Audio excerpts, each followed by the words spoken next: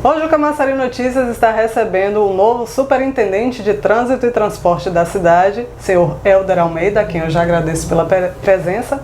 Queria começar, superintendente, falando sobre o assunto do momento em Camaçari, que é o novo sistema de transporte, o Vai Camaçari. Primeiro eu queria responder até um questionamento que as pessoas têm feito muito nas redes sociais e até algumas lideranças da oposição, com relação a por que o transporte demorou tanto para ser regularizado, para ter licitação e para começar a rodar. Bom, Sheila, eu queria, antes de mais nada, lhe agradecer a oportunidade. É uma pergunta importante para a gente esclarecer aqueles que nos ouvem, né? É o seguinte, na verdade, a oposição também, que comenta e que discute essa questão, também é responsável por isso. Em 2004, quando eu deixei a prefeitura, eu deixei o sistema funcionando.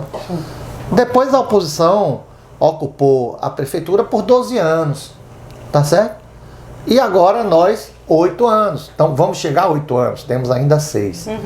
Enfim, ao longo desse tempo, o sistema de transporte foi se deteriorando, sobretudo pela forma com que foi conduzido por todos aqueles que participaram, inclusive esses que hoje ficam cobrando o porquê. Eu pergunto, e nos 12 anos que ficaram? Por que não fizeram também? Ou por que não deixaram o sistema funcionando? Tá certo? Então isso é uma realidade que o povo de Camaçari sabe e que não adianta a gente ficar aqui escamoteando a verdade. Eu sempre trato com a verdade, porque quando você fala a realidade, a verdade, você quebra qualquer tipo de argumento que não seja um dado efetivo de realidade.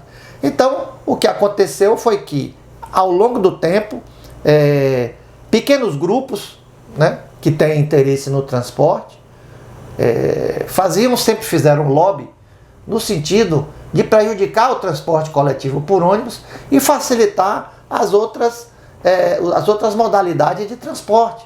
Isso aí, em questões, inclusive, de interesse político, de A, B, C, D, não interessa agora, foi que levou o transporte ao caos que está hoje. Como a população começou a gritar de forma assim clara, nós começamos a fazer pesquisas, as pesquisas de 2 anos atrás, certo? E é bom que a gente faça um parêntese sobre isso. Sim. Quando fazíamos pesquisa lá atrás, nós tivemos os grandes problemas de Camaçari, como saúde, por exemplo, segurança, desemprego, enfim, a educação. Então, em cada momento, você tinha um desses problemas colocados como primeiro lugar. Certo?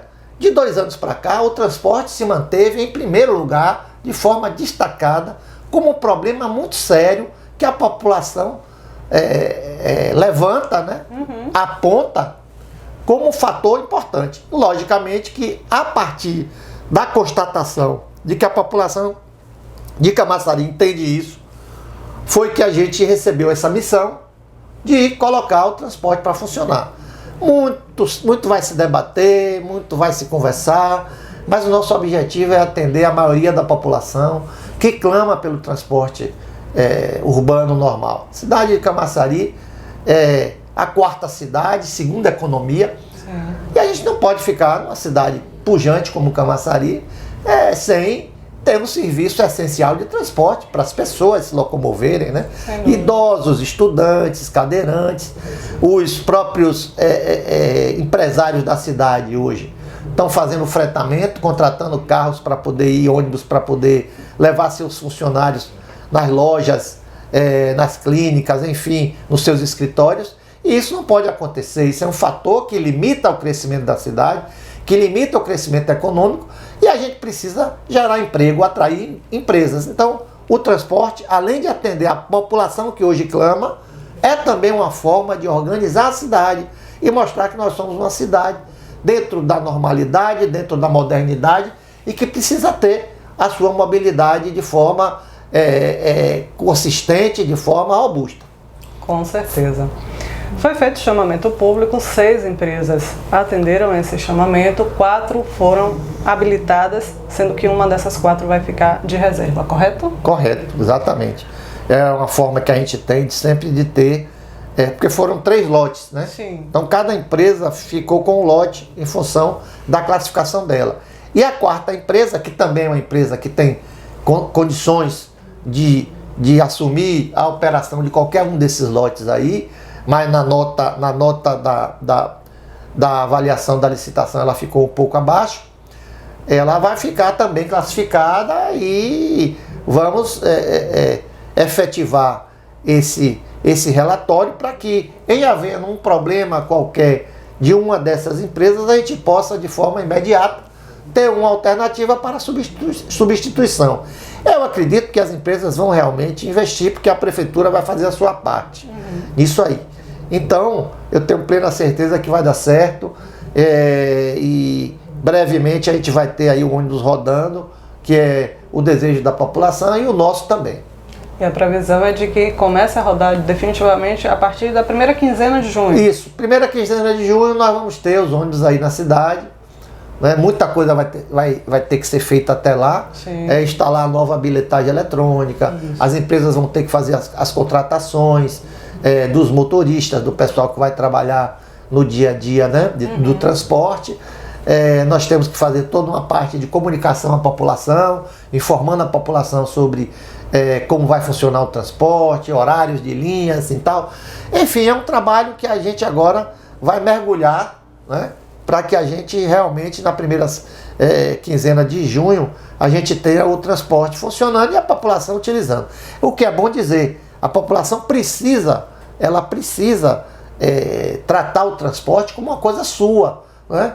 Não como uma coisa da prefeitura ou das empresas ou da cidade, não, é da pessoa, né? A gente tem visto aí várias famílias com problemas sérios, não só com seus alunos, com seus filhos que estudam, mas com seus idosos que precisam se deslocar para fazer um exame ou para ir para qualquer lugar na cidade, fazer umas compras.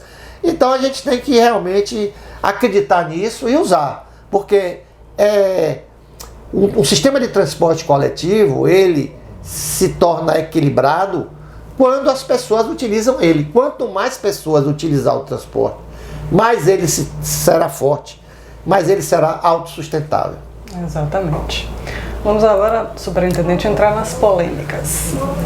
A gente sabe que com essa crise do transporte público aqui em Camaçari, o transporte clandestino acabou tomando conta e se tornou, acredito que a principal modalidade de transporte atualmente na cidade. Como é que vai ficar esses trabalhadores, esses ligeirinhos, agora com o novo sistema de transporte? Você tem razão, Sheila. A gente não pode fechar os olhos e achar que não está acontecendo isso, né? Olá. Foi a única, na verdade, está sendo ainda, inclusive, a única forma que os munícipes tinham de se locomover, né? Sim. E usar o seu transporte e tal, enfim. Mas é aquela coisa, a gente precisa entender que o transporte coletivo não pode sofrer uma concorrência desse porte, né? E foi justamente essa concorrência, falta de fiscalização, falta de cuidado, que levou à situação que nós estamos hoje. Verdade. Então nós temos que corrigir isso, né?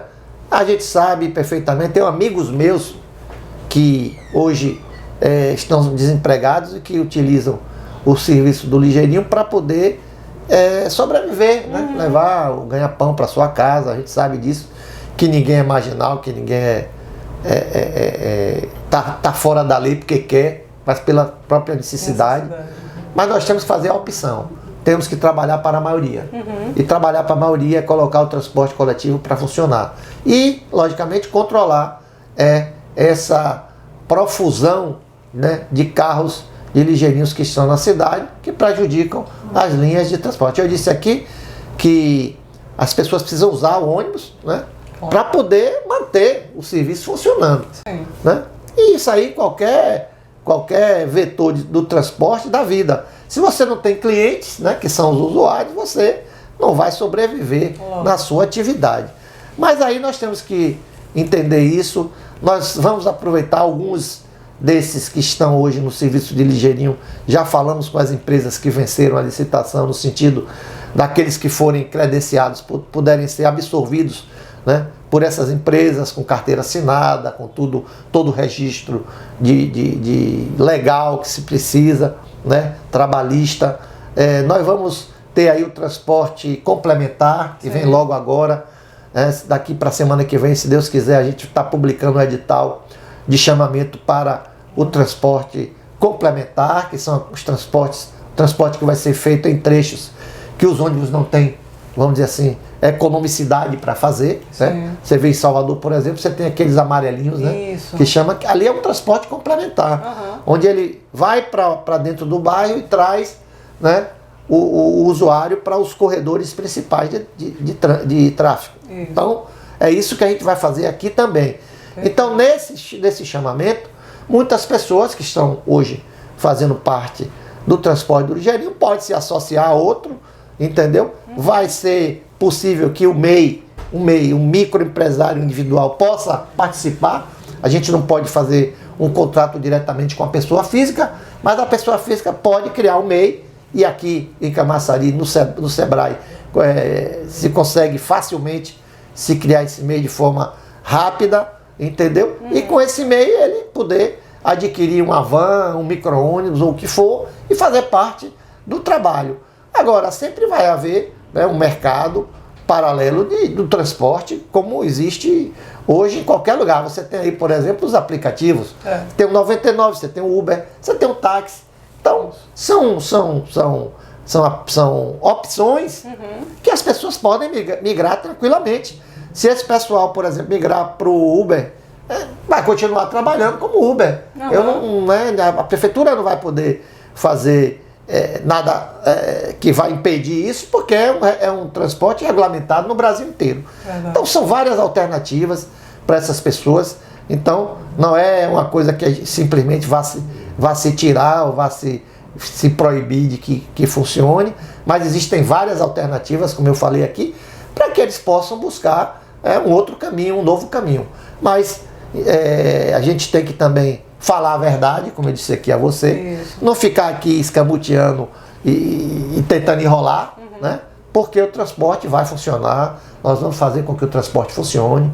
É uma exigência da população, é uma exigência do Ministério Público, que notificou a prefeitura de forma peremptória, né, dessa coisa toda, e nós vamos trabalhar nesse sentido. É nossa obrigação, vamos enfrentar tudo que tiver, o debate que tiver, nós vamos enfrentar o debate, porque temos ao nosso lado a vontade da população de ter o seu transporte, e temos, por outro lado, o Ministério Público querendo que as coisas funcionem de forma ordenada. São cerca de 28 mil idosos que hoje estão sem a sua gratuidade garantida na Constituição e que não estão tendo atendida em Camaçari. Então isso vai ter que acontecer, né?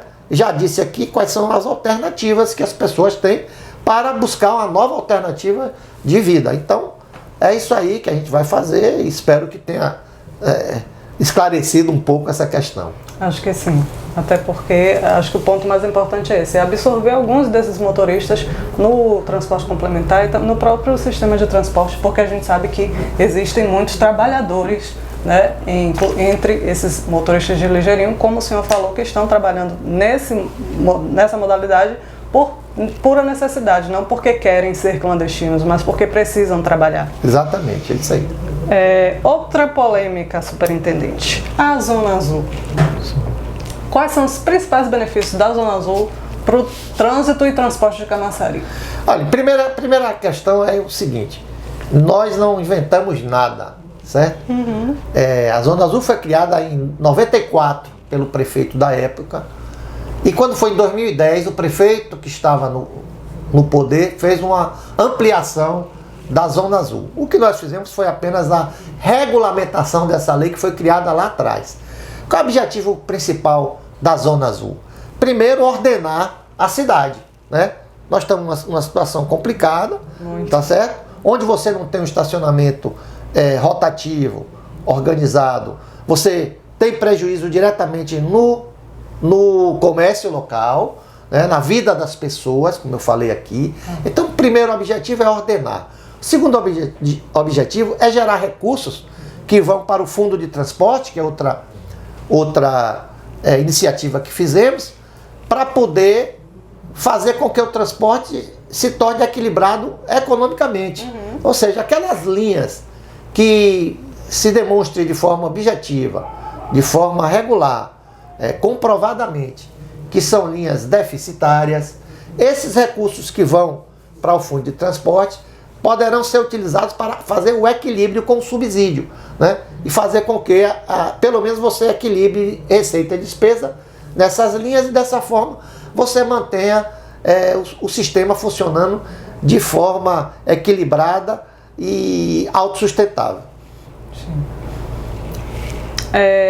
A questão dos locais, onde vai ser instalada a Zona Azul aqui? A Zona Azul, na verdade, em todo lugar do Brasil, né, em todo lugar do mundo, ela se concentra nos centros, né, onde você tem demanda de rotatividade de estacionamento. Aqui em Camaçari nós vamos ter, basicamente, aqui no centro da cidade, né, alguma coisa aí na Luiz Eduardo, no centro com certeza, alguma coisa ao redor da prefeitura, enfim, são cerca de quase 2.000 vagas aqui na sede, mas a orla ela funcionará basicamente no fim de semana, né? Que é quando você tem o fluxo de pessoas que vão para lá. Sim. Por exemplo, o mês passado nós tivemos uma denúncia lá em Guarajuba de uma pessoa que foi estacionar lá, que aqueles flanelinhas que ficam por ali cobraram uma diária de R$80. Nossa. Né? R$80. Então, na Zona Azul, uma diária custa 20. Né? Mas o que a gente quer, na verdade, é a própria rotatividade. Para que a pessoa vá, pare na cidade, desça do carro, resolva seu problema, volte e dê a oportunidade para que outro venha. Então, esse aqui é o objetivo. Organizar e gerar recursos para manter o transporte coletivo. Essa é uma questão que chama muito a atenção aqui em Camaçari, superintendente. A gente que está aqui localizado no centro, a gente percebe muito isso. Inclusive, se o senhor vier aqui às 7 horas da manhã, o senhor já não acha mais vaga para estacionar. Durante a pandemia, estava tudo fechado, comércio fechado, mas era da mesma forma. Estava tudo tomado de carro. Verdade. E a Zona Azul vai acabar com isso, né? Com certeza, porque nós vamos ter horários, né? Logicamente que no sábado, a partir das 13 horas, é liberado, e domingo, né? O dia de domingo também está liberado a utilização, né? Do estacionamento, mas durante a semana nós teremos aí todos os dias com esse controle, com essa disposição, né? Para que as pessoas possam utilizar isso. E não é correto porque a gente sabe perfeitamente que muitas pessoas que ou são proprietários de loja, ou são próprios empregados das lojas e tal, ocupam o local, que de uma certa forma prejudica o próprio comércio. Eu, se fosse comerciante, queria à frente da minha loja, sempre tendo um novo cliente ali parando para comprar, etc. E não impedido dessa forma. Então, é desse jeito que as grandes cidades, e é por isso que as grandes cidades, Sheila, é bom que a gente diga, o comércio está migrando para os shoppings. Né? As grandes cidades hoje já não tem mais um comércio como a gente tem aqui em Camaçari, né? Nas ruas centrais. Muito difícil, apenas em algumas cidades da Bahia, como Feira, como Conquista, ainda tem alguma coisa, mas tudo isso está sendo migrado para os shopping centers. Por que isso? Pela questão da facilidade do estacionamento, pela segurança que as pessoas têm. Então, tudo isso a gente tem que entender que quando você organiza, implanta um controle desse, onde nós vamos ter pessoas, né, fiscalizando ali presentes, nós damos uma sensação de mais segurança para a cidade e mais oportunidade para que as pessoas possam comprar no comércio de Camaçari. Então, essa é que é a ideia, as pessoas têm que entender isso. Eu acredito que sempre tem essa polêmica, em todo lugar tem essa polêmica, mas em todo lugar que se colocou a Zona Azul, hoje as pessoas reconhecem, certo? O benefício que a Zona Azul trouxe para a cidade. Sem dúvida. Só mais duas questões sobre Zona Azul. O senhor falou que o valor da diária vai ser R$20, mas o valor da hora vai ser? R$3. R$3. São R$3. E aí você, a partir da ocupação, você vai a 6 e a 9 reais, e o máximo é R$20, que vamos imaginar que exista uma necessidade de se parar de manhã e sair no final do dia, a diária é de R$20. O que, na verdade, esse valor ele é praticado em toda a Bahia, né?